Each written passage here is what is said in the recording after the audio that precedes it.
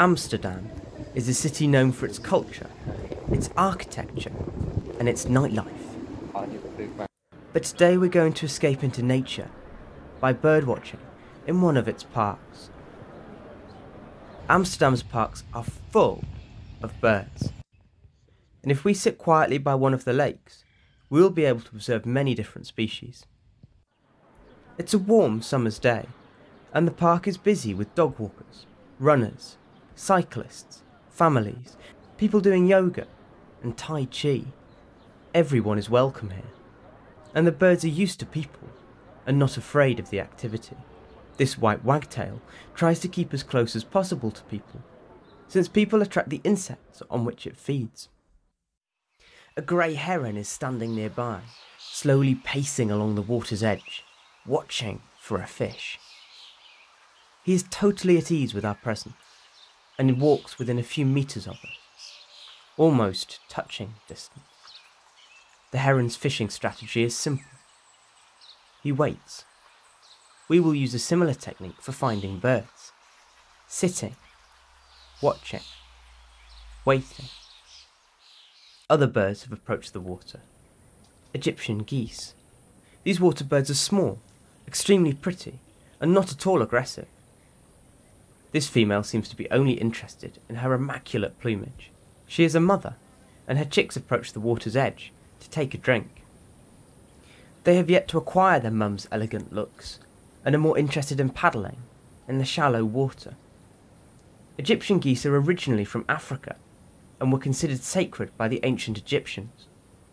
They were introduced to Europe in recent times, escaping from private wildfowl collection, and now they thrive most of all in city parks. Walking further into the park, we hear a loud and surprisingly exotic bird call. This is the rose-ringed parakeet.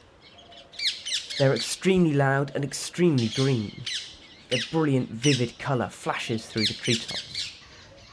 They are the world's most northerly species of parrot, and they do extremely well here, considering that they are a long way from their native range in India and southern Africa. Like the Egyptian geese, they escaped from captivity, and now they nest in holes in trees, often using old woodpecker holes. They're friendly, colourful birds, adding a touch of the exotic to an otherwise ordinary morning. And even though they have been introduced, most people are happy to see them here. As we go further still into the park, the vegetation gets a little wilder. Many flowers poke through the dense grasses and rushes. Further away, a pair of storks are nesting on a platform specially built for them by the park's ranger. On a faded, cobweb-encrusted notice board, an old newspaper article describes a species of beetle that was first discovered in this very park. I wonder whether there are any other undescribed animals hiding amongst these flowers and grasses. The park has one more secret for us.